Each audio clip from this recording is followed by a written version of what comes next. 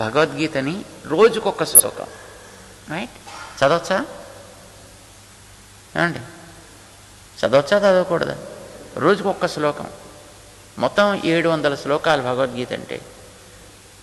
రోజుకొక శ్లోకం చదివితే ఒక ఏడాది అయ్యేటప్పటికి 350 అయిపోతాయి, 360.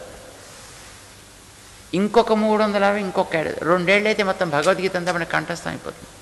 చిన్నప్పటి నుంచి మన కనుక అట్లా చెప్పుంటే ఎవరైనా, మనం ఎప్పుడో దాన్ని కంఠస్థం చేసి ఉండేవాళ్ళం. మనకి ఎవరు చెప్పలేదు అట్లా, లేదండి. చిన్నప్పటి నుంచి మనకి నేర్పుంటే ఇప్పటికి మన వయసు ఎంత వచ్చింది? ఇప్పటికి 30 ఏళ్ళు, 40 ఏళ్ళు, 50 ఏళ్ళు, 60 ఏళ్ళు, 70 ఏళ్ళు అయినా మనకు కంఠస్థం రాలేదు కదా. రాలేదంటే కనీసం రోజుకు ఒక శ్లోకం చొప్పున కూడా మనం చదవలేదన్నమాట కదా. అట్లీస్ట్ ఇప్పటి నుంచి మన పోయిన ఆయుష్ ఎట్లాగో పాయ్, ఇప్పుడు మళ్ళీ దాన్ని వెనక్కి తిప్పలేం కదా మళ్ళీ మనం. So forget about it. At least ఇప్పటి నుంచి మనం స్టార్ట్ చేస్తే రోజుకు ఒక్క శ్లోకం చదివామనుకోండి, 365 రోజులు అయ్యేటప్పటికి గాన్ 360 శ్లోకాలు కంఠస్థం. పోనీ ఏదో కొంతకాలం కుదరలేదు, ఓ గ్రేస్ పీరియడ్ వదిలిపెట్టేసుకుంటే ఇంకొక ఏడాది కూడా కష్టపడ్డాం అనుకోండి, మొత్తం 700 శ్లోకాలు బ్రహ్మాండంగా కంఠస్థంగా ఉంటాయి. ఎంతమంది చేద్దాం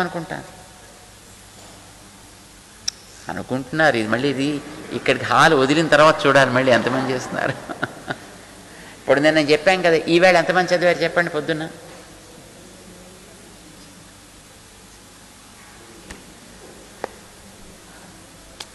ఎవరో ఒక్కళ్ళు ఎత్తారు చెయ్యాలి.